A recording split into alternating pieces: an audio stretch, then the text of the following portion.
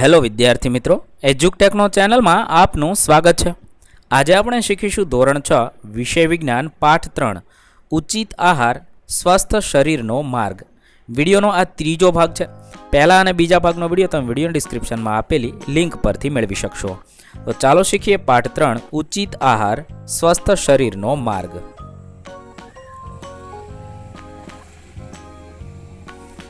પ્રવૃત્તિ 3.4 ચાલો સર્વેક્ષણ કરીએ। આહારના વિવિધ ઘટકોના કાર્યો સ્ત્રોતોની જાણકારી માટે આકૃતિ 3.5માં આપેલા કોષ્ટકનો અભ્યાસ કરવાનો છે। વિટામિન અને ખનિજ તત્વોના વધુ સ્ત્રોતો શોધવાના છે। ઉપરાંત આહારના આ ઘટકોના અભાવથી થતા રોગના લક્ષણ વિશે પણ સમજવાનું છે। એટલે કે આકૃતિ 3.5ની અંદર કોષ્ટક આપ્યું છે તેના આધારે આપણે નક્કી કરવાનું છે કે વિટામિન અને ખનિજ તત્વો શામાંથી કયા મળે છે અને વધુ બીજા કયા સ્ત્રોત છે ને એ પણ શોધવાનું છે, તથા એના અભાવથી આ ઘટકો ઓછા હોય તો કયા કયા રોગ થાય છે એ પણ અહીંયા સમજવાનું છે। તમારા આડોશ પાડોશમાં મુલાકાત લો, લોકો સાથે વાતચીત કરો અને જાણો કે શું કોઈ વ્યક્તિમાં કોષ્ટકમાં દર્શાવેલ લક્ષણ જોવા મળે છે। તમારા શિક્ષકશ્રીના માર્ગદર્શન હેઠળ વિદ્યાર્થી આ પ્રકારનો સંશોધનાત્મક પ્રોજેક્ટ કરી શકે છે। તમારા શિક્ષકશ્રીની મદદથી તમારે પ્રોજેક્ટ કરવાનો છે। આ લક્ષણો તેમના આહાર સાથે સંબંધ જાણવાનો છે। પોષણથી ઉણપથી થતા રોગ અથવા વિકારને ઓળખવાના છે। કયા પોષણની ઉણપને લીધે કયો રોગ થાય છે તે તમારે ઓળખવાનું છે। આવો પ્રોજેક્ટ તમારે તૈયાર કરવાનો છે। અવલોકન કરવામાં આવેલ લક્ષણો માટેના સંભવિત કારણો અને સુધારા માટે આહારમાં જરૂરી ઉપાય સૂચવવાના છે। વધુ સલાહ માટે તમે ડૉક્ટરની મુલાકાત લેવાનું સૂચન કરી શકો છો। અહીંયા પોષણ અને સ્વાસ્થ્ય માટે સામાન્ય રોગોનું માર્ગદર્શન મેં અહીંયા લખ્યું છે। પહેલું તો લક્ષણ છે, પહેલું છે દાંતના પેઢામાં રક્તસ્રાવ થવો અને સોજો આવવો। એના માટે શું સંભવિત કારણ હોય છે? તો આહારની અંદર ખાટા ફળનો અભાવ હોય ત્યારે આ રોગ થાય છે, જેને સ્કર્વી કહેવાય છે। તો તેમાંથી કયો આહાર લઈએ તો આપણને રોગ મટી શકે છે? તો લીંબુ, નારંગી, આમળા એનું સેવન કરવી તો આપણને સ્કર્વીની અંદર રાહત થાય છે। બીજો છે ગરદનમાં સોજો, થાક, આળસપણું। આહારની અંદર આયોડિનની ઉણપ હોય ત્યારે આવું થાય છે અને એ રોગનું નામ છે ગોઈટર। આયોડિનયુક્ત મીઠાનું સેવન કરવાથી આ રોગ મટી શકે છે। ત્યાર પછી ત્રીજું છે નબળાઈ, હથેળી અને જીભ ફિક્કી, શ્વાસ લેવામાં તકલીફ। તો એ આયર્નની ઉણપ ધરાવતો આહાર આપણે લઈએ ત્યારે આવું થાય છે અને એ રોગનું નામ છે એનેમિયા। બીટ, પાલક, દાડમ એનું સેવન કરીએ ત્યારે આપણને આ રોગ મટી શકે છે। ચોથું છે મળ વિસર્જનમાં તકલીફ એટલે કે કબજિયાત। પાચક રેસા વિનાનો આહાર લઈએ ત્યારે આપણને કબજિયાત થઈ શકે છે। તો તેના માટે શું કરવાનું? પાચક રેસા વધુ હોય એવો ખોરાક આપણે લેવાનો છે, જેની અંદર પાલકની ભાજી, તાંદળજાની ભાજી એવા લીલા શાકભાજીનો સમાવેશ થાય છે। આગળ જોઈએ આહારના ઘટકો, ખનિજ તત્વો, એનું કાર્ય, કેટલાક સ્ત્રોતો, એનાથી કયો રોગ થાય, એના લક્ષણો કયા છે એ જોઈએ। વિટામિન એ એનું કાર્ય છે આંખો અને ત્વચાને સ્વસ્થ રાખે છે। એના સ્ત્રોત કયા છે? તો પપૈયું, ગાજર, કેરી અને દૂધ, તેની અંદરથી વિટામિન મળે છે। એની ત્રુટિ હોય તો આપણને કયો રોગ થાય? દ્રષ્ટિ ગુમાવવી, જેનું નબળી દ્રષ્ટિ, અંધારામાં રંગવિહીનતા, રતાંધળાપણું, ક્યારેક સંપૂર્ણ અંધત્વ આવી શકે છે। બીજું જોઈએ વિટામિન B1। વિટામિન B1 છે તો હૃદયને સ્વસ્થ રાખે છે અને વિવિધ કાર્યો કરવા માટે શરીરને મદદરૂપ થાય છે। કઠોળ, સૂકા મેવા, આખા ધાન્ય, તેલીબિયા અને દૂધની બનાવટમાંથી એ મળે છે। જો એની ઉણપ હોય તો કયો રોગ થાય? બેરી રોગ થાય છે। તો બેરી રોગના લક્ષણ શું છે? તો પગ અને હાથમાં સોજો આવે છે, જણજણાટી થાય છે કે બળતરા થાય છે, શ્વાસ લેવામાં તકલીફ થાય। આ બધા બેરી રોગના લક્ષણ છે। ત્રીજું જોઈએ વિટામિન સી।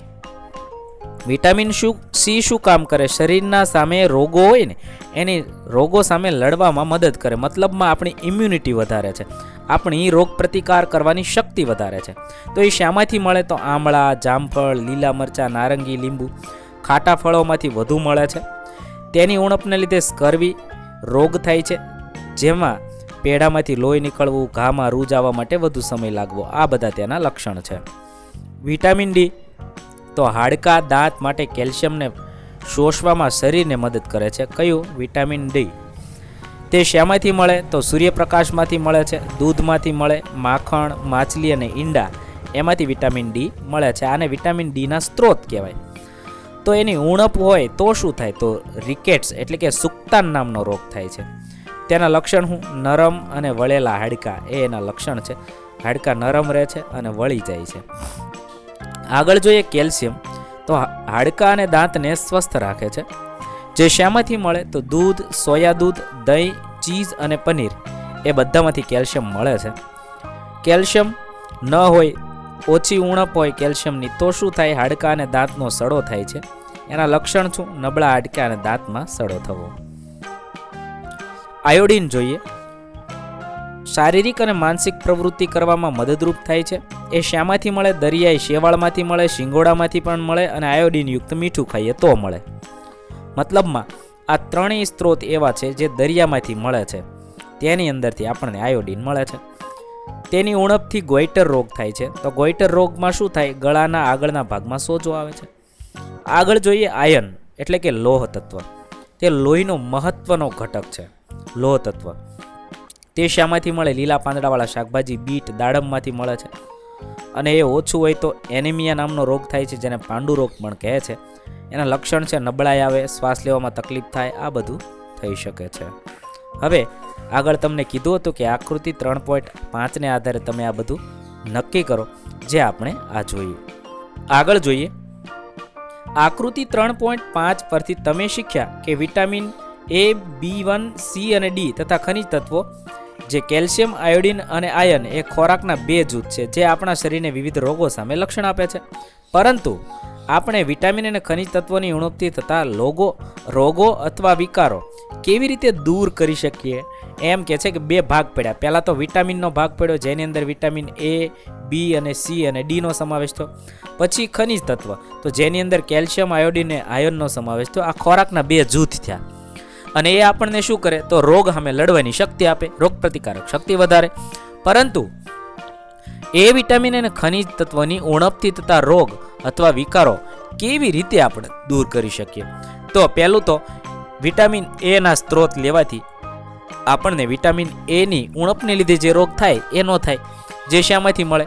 કેરી, ગાજર, પપૈયું અને દૂધ એની અંદરથી વિટામિન એ મળે. વિટામિન બીની ઉણપથી બેરી રોગ થાય, મેં તમને કીધું હતું. તો એ શામાંથી મળે? અળસીના બીજ, ઘઉં, દૂધ, પનીર, કોળાના બીજ અને ચોખા એમાંથી મળે છે. આગળ જોઈએ વિટામિન સી, જો એની ઉણપ હોય તો સ્કર્વી નામનો રોગ થાય છે. તો વિટામિન સી શામાંથી મળે? ખાટા ફળો મોટા ભાગે આંબળું, લીંબુ, નારંગી એમાંથી મળે. જામફળ, લીલા મરચાં અને ટમેટામાંથી પણ મળે છે. પછી વિટામિન ડી એની ઉણપ હોય ને તો સુક્તાન રોગ થાય, જે આપણે હમણાં જોયું. તો ડી શામાંથી મળે? માછલી, દૂધ, માખણ, ખાદ્ય મશરૂમ અને ઈંડા એની અંદરથી વિટામિન ડી મળે છે. આહારના જે ઘટકો ઉર્જા પ્રદાન કરે છે, વૃદ્ધિમાં મદદ કરે છે, શરીરના સમારકામમાં મદદ કરે છે અને રોગોથી રક્ષણ આપે છે. આહારના આ બધા ઘટકો શું કામ કરે? આપણને ઉર્જા આપે. ઉર્જા પ્રદાન કરે એટલે ઉર્જા આપે, શક્તિ આપે. વૃદ્ધિમાં મદદ કરે એટલે આપણા શરીરના વિવિધ અંગો મોટા કરવામાં, વૃદ્ધિ વિકાસ કરવામાં મદદ કરે. શરીરના સમારકામમાં એટલે આપણા શરીરની અંદર કંઈક ઉણપ હોય તો એના સમારકામમાં શરીર આપણું પોતાની જાતે જ સમારકામ કરે છે, તો એના માટે મદદ કરે છે. અને વિવિધ રોગો આવતા હોય તો એની સામે રક્ષણ આપે. આહારના આ બધા ઘટકો આવી રીતે કામ કરતા હોય છે. તેમજ વિવિધ શારીરિક કાર્યોને જાળવી રાખે છે, તેમને પોષક તત્વો કહેવાય છે. જે આ ઘટકો હોય એને શું કહેવાય? પોષક તત્વો કહેવાય. આપણા આહારમાં મુખ્ય પોષક તત્વોમાં કાર્બોહાઈડ્રેટ, પ્રોટીન, ચરબી અને વિટામિન અને ખનિજ તત્વો આટલી વસ્તુ હોય છે. આ બધા આહાર હોય એટલે આપણે ખોરાક લઈએ એની અંદર શું હોય? કાર્બોહાઈડ્રેટ હોય છે, પ્રોટીન હોય છે, ચરબી હોય છે, વિટામિન હોય છે અને ખનિજ તત્વો હોય છે. જે આપણે આગળના વિડીયોમાં જોયું કે કાર્બોહાઈડ્રેટ શું કામ કરે છે, પ્રોટીન શું કામ કરે છે, ચરબી શું કામ કરે છે, વિટામિન અને ખનિજ તત્વો શું કામ કરે છે, તે આપણે આગળ જોયું. વિટામિન અને ખનિજ તત્વોને રક્ષણાત્મક પોષક તત્વો પણ કહેવામાં આવે છે. શું કહેવાય? રક્ષણાત્મક પોષક તત્વો. કોને? આ વિટામિન અને ખનિજ તત્વો જે આપણા શરીરનું રક્ષણ કરે છે. આ પોષક તત્વો આપણા શરીરને રોગથી બચાવે છે અને આપણને સ્વસ્થ રાખે છે. એટલા માટે એને રક્ષણાત્મક કહેવાય. તમારા માતા પિતાએ તમને દૂધ, લીલા શાકભાજી, ફળ અને આખા ધાન્ય નિયમિતપણે ખાવાની સલાહ આપી હશે. તમારા માતા પિતા તમને સલાહ આપતા હશે કે ખોરાકમાં દૂધ, લીલા શાકભાજી, ફળ અને આખું ધાન્ય તો લેવું જ જોઈએ. આ ખાદ્ય પદાર્થો વિટામિન અને ખનિજ તત્વના સ્ત્રોત છે. વિટામિન અને ખનિજ તત્વો અલ્પ માત્રામાં જરૂરી હોવા છતાં તે આપણા શરીરને સ્વસ્થ રાખવા માટે આવશ્યક છે. મોટાભાગે શરીરને કાર્બોહાઈડ્રેટ, પ્રોટીન અને ચરબીની જરૂર પડે છે. વિટામિન અને ખનિજ તત્વો બહુ વધુ માત્રામાં જરૂર પડતી નથી, ઓછી માત્રામાં જરૂર પડે છે. પરંતુ આપણા શરીરને સ્વસ્થ રાખવા, રોગ ન આવે એટલા માટે આ રક્ષણાત્મક પોષક તત્વો આપણા શરીર માટે ખૂબ જરૂરી છે. કાચા અને રાંધેલા શાકભાજીમાં શું તફાવત જોવા મળશે? શું તમે ક્યારેય નોંધ્યું છે કે શાકભાજીને જ્યારે રાંધવામાં આવે છે ને ત્યારે તે પોતાનો મૂળ રંગ ગુમાવી દે છે અથવા પોચા બની જાય છે? એમ કે છે કાચા અને રાંધેલા શાકભાજીમાં શું તફાવત હોય?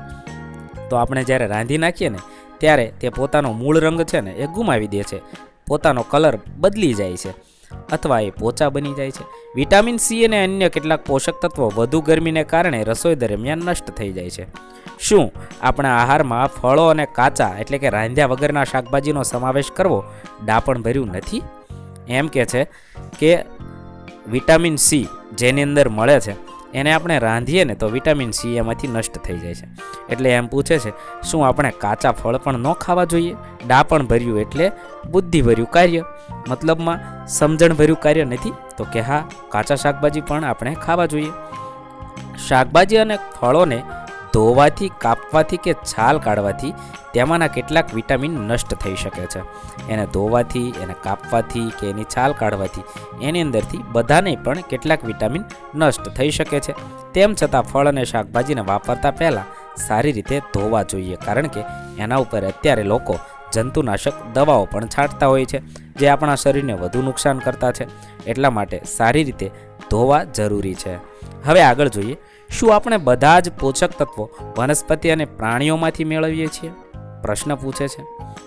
ત્યારે છોકરી કહે છે ના મેદુ, મીઠા જેવા પોષક તત્વો દરિયાના પાણીમાંથી કે ખડકોમાંથી મેળવી શકાય છે. બધા જ પોષક તત્વો આપણને વનસ્પતિ અને પ્રાણીમાંથી નથી મળતા. મીઠું જે આયોડિન જેમાંથી મળે છે તે આપણને દરિયામાંથી મળે છે. વળી સૂર્યપ્રકાશમાં આવવાથી આપણા શરીર દ્વારા વિટામિન ડીનું ઉત્પાદન કુદરતી રીતે થઈ શકે છે. વિટામિન ડી છે એ આપણને સૂર્યપ્રકાશમાંથી મળે છે. મતલબમાં તમે સૂર્યપ્રકાશમાં આવો એટલે આપણું શરીર ઓટોમેટિક વિટામિન ડીને ઉત્પન્ન કરે છે. આ પરથી કહી શકાય કે આપણે વનસ્પતિ અને પ્રાણીઓમાંથી જ પોષક તત્વો નથી મેળવતા, બીજી જગ્યાએથી પણ બધા પોષક તત્વો મેળવીએ છીએ. ફળ અને શાકભાજીમાં પાચક રેસા ભરપૂર માત્રામાં હોય છે. ચાલો જોઈએ કે પાચક રેસા આપણા માટે કેવી રીતે ફાયદાકારક છે. ફળ અને શાકભાજીમાં શું હોય? પાચક રેસા હોય. તે આપણા માટે બહુ ઉપયોગી છે. આવશ્યક પોષક તત્વો ઉપરાંત આપણા શરીરને પાચક રેસા અને પાણીની જરૂર પડે છે. પાચક રેસાને વૃક્ષાંશ પણ કહેવાય છે. શું એને કહે છે? બીજું વૃક્ષાંશ તરીકે પણ ઓળખવામાં આવે છે. જે શરીરને પોષક તત્વો પૂરા પાડતા નથી છતાં તે આપણા ખોરાકનો આવશ્યક ઘટક છે. તેઓ આપણા શરીરમાંથી અપાચિત ખોરાકને બહાર કાઢવામાં મદદ કરે છે અને મળ ત્યાગ શરીર સરળ બનાવે છે. પાચક રેસા શું કામ કરે છે? તો કે આપણા શરીરની અંદર અપાચિત ખોરાક, જે ખોરાકનું પાચન થયું નથી તેને મળ રૂપે બહાર કાઢવાનો હોય છે, ત્યારે આપણને આ વૃક્ષાંશ છે, પાચક રેસા એ બહુ મદદ કરે છે, જેના કારણે આપણને કબજિયાત થતો નથી. આપણા ખોરાકમાં વૃક્ષાંશ મુખ્યત્વે વનસ્પતિજન્ય પેદાશ દ્વારા પૂરા પાડવામાં આવે છે. એ શામાંથી મળે? તો વનસ્પતિજન્ય પેદાશમાંથી મળે છે. લીલા પાંદડાવાળા શાકભાજી, તાજા ફળો, આખા ધાન્ય, કઠોળ અને સૂકા મેવા વૃક્ષાંશના સારા સ્ત્રોત છે. લીલા પાંદડાવાળા શાકભાજી, તાજા ફળ, આખા ધાન્ય, કઠોળ અને સૂકા મેવા આ બધું શું છે?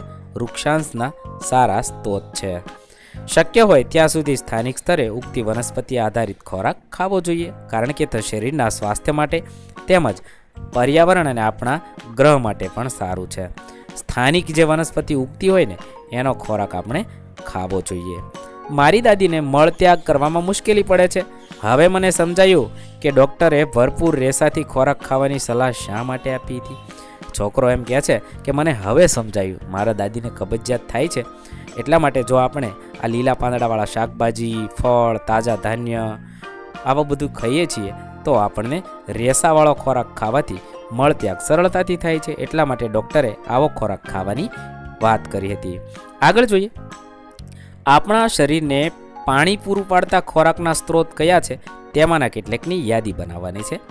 પાણી પણ આપણા આહારનો આવશ્યક ભાગ છે. તે શરીરને ખોરાકમાંથી પોષક તત્વોને શોષવામાં મદદરૂપ કરે છે. આપણે જ્યારે ખોરાક ચાવીને ખાઈએ છીએ ત્યારે એ પાણીમાં ભેગું થાય છે, ત્યારે એ વલોવાય છે ખોરાક, અને પછી પાણી છે એની અંદરથી આ વલોવાયેલો ખોરાક આપણા આંતરડા દ્વારા શરીરમાં શોષાય છે અને તેમાંથી આપણને શક્તિ મળે છે. તો આ પાણી છે ને એ ખોરાકને શોષવામાં બહુ મદદ કરે છે. તે પરસેવા અને પેશાબ દ્વારા શરીરમાંથી કચરો દૂર કરે છે. પરસેવા દ્વારા અને પેશાબ દ્વારા શરીરની અંદરથી જે કચરો થાય છે ને એ પાણી દૂર કરે છે. આપણે પોતાને સ્વસ્થ રાખવા માટે પૂરતું પાણી પીવું જોઈએ. શરીરને પાણી પૂરું પાડતા ખોરાકના સ્ત્રોત કયા છે ને એની હવે આપણે યાદી બનાવીએ. તો આપણા શરીરને પાણી પૂરું પાડતા શ્રેષ્ઠ ખોરાકના સ્ત્રોત તાજા ફળો એક તો એની અંદર ઉચ્ચ પાણી અને વિટામિન હોય છે, જેમાં તરબૂચ, શક્કરટેટી, સ્ટ્રોબેરી અને નારંગી એમાં વધુ પાણી હોય છે. લીલા શાકભાજીમાં રેસા અને પાણી બંને હોય છે, તો એમાં કાકડીમાં સૌથી વધુ પાણી હોય છે, લેટીસ, પાલક અને સેલરી. ત્રીજું જોઈએ, અન્ય હાઇડ્રેટિંગ ખોરાક જેમ કે નાળિયેર પાણી, દહીં, પાતળા સૂપ એ પણ પાણી પૂરું પાડે છે. આ રીતે આપણા શરીર માટે પાણી પૂરું પાડતા આ બધા ખોરાક છે. અને આપણે જે સીધું પાણી પીએ છીએ એ પાણી તો અલગ જ છે, જે દૈનિક 8 થી 10 ગ્લાસ આપણે પાણી પીવું જરૂરી છે. હવે એક વૈજ્ઞાનિક વિશે જાણીએ, જેમનું નામ છે કોલુથુર ગોપાલન, જેનો જન્મ 1918માં થયો હતો અને મૃત્યુ 2019માં થયું છે. એ ભારતમાં પોષણ અંગેના સંશોધનની શરૂઆત કરી હતી. એમણે શું કર્યું હતું? પોષણ અંગેના સંશોધનની શરૂઆત આ કોલુથુર ગોપાલન વૈજ્ઞાનિકે કરી હતી.